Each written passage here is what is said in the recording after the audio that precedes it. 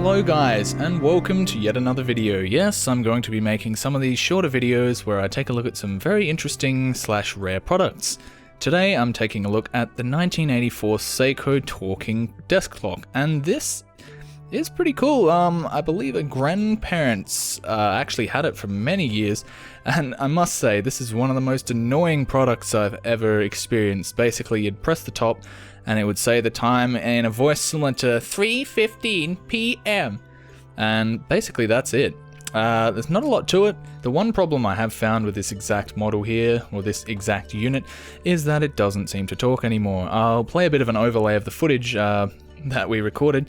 Basically, I did this video yesterday and it didn't actually talk, and that really caught me off guard. So we opened it up and tried to work out what was wrong, but we couldn't get it to talk. So I just thought I'd take a little bit of a look at the design and yeah, the build quality of it.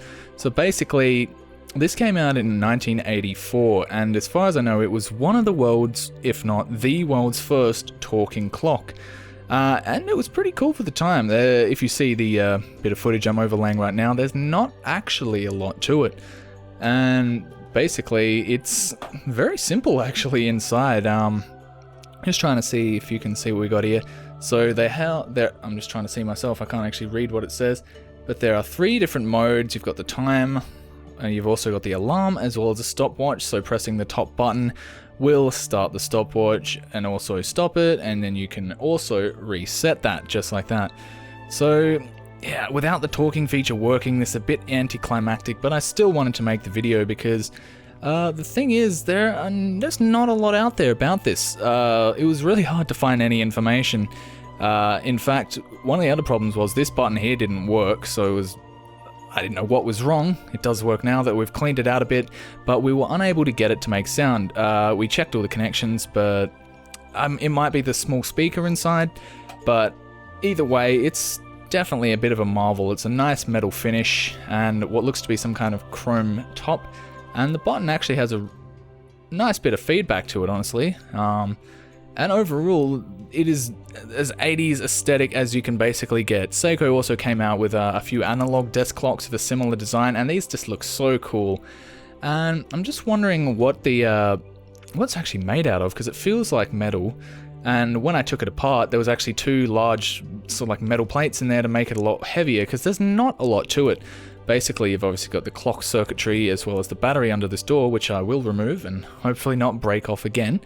Then you basically got the speaker mounted about somewhere around about there, and then you've got the button. Like, that's really all there is to it. So, looking here, we do have, I'm just trying to see if this will focus.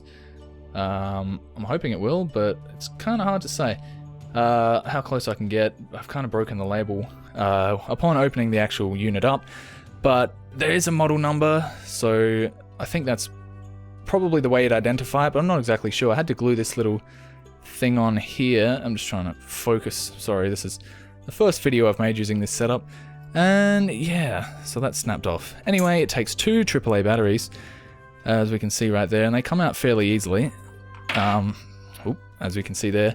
One problem I did have is the little metal thing there. When you put a battery in, it would bend down and then sort of trap the battery in. So it was actually really hard to get the battery out after that.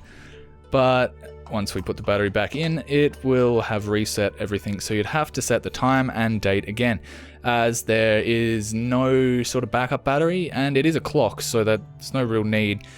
But it really doesn't have a lot of features, and honestly, the only real novelty is the fact it talks, but I can't even show you that. In fact, I think I've sort of busted the door again because I super glued that little latch back on.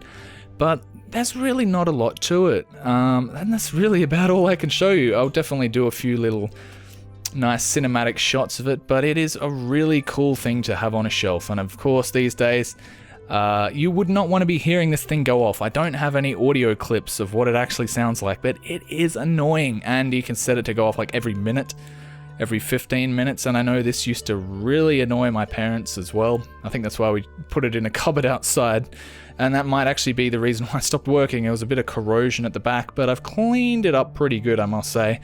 And yeah, there's not a lot of damage or anything. Obviously the chrome is a bit scratched, and that's really all I have to say. It's a really cool piece of tech from 1984. And the fact that they somehow got some sort of synthesized or digital voice onto such a simple bit of circuitry is just amazing. And of course you'll see what's inside it in a bit. So yeah, hopefully you get a nice up close look at this, because I'm shooting in 4K and there's not a lot about them anywhere. There's no good high quality photos. There's like 1 or 2 videos on YouTube, but they're not great. I'm not saying this is any good either, but at least you'll be able to see it in glorious 4K Ultra HD. So thank you so much for watching. If you've enjoyed, please feel free to leave a like. That definitely tells me that people want to watch more. And if you're not subscribed, maybe consider it, because it'll make me feel a lot better, and you might get to see some interesting and weird tech. So I'll see you next time. Peace.